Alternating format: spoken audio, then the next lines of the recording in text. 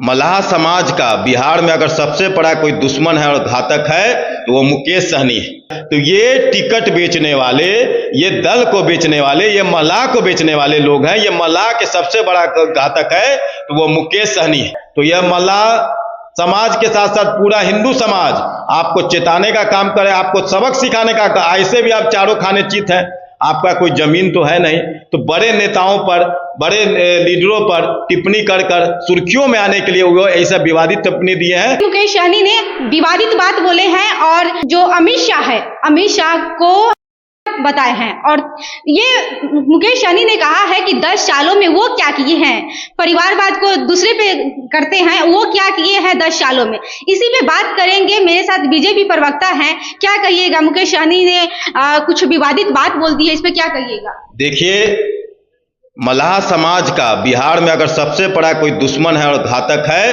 तो वो मुकेश सहनी है। जिस मुकेश सहनी को अमित शाह जी ने हेलीकॉप्टर में घुमाकर पहचान बनाया, मुकेश सहनी को जानता कौन था?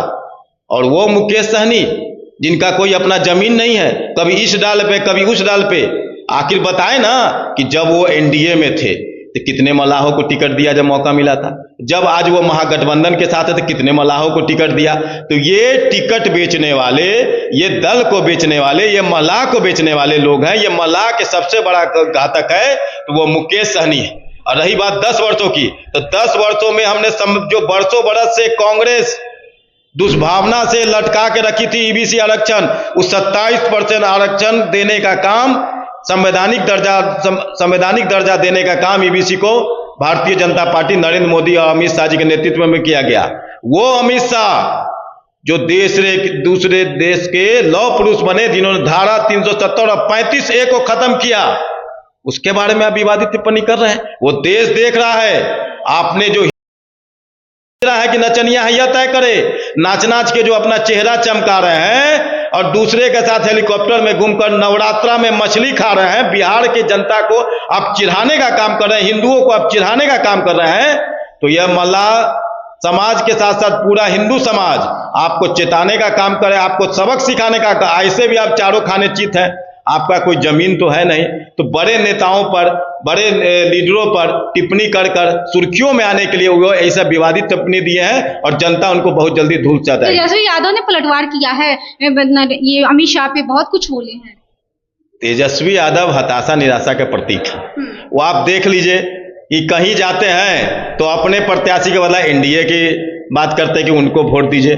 कहीं जाते हैं तो क्या बोल, कुछ ना कुछ जो मुद्दों से भटका के बात बोल रहे हैं।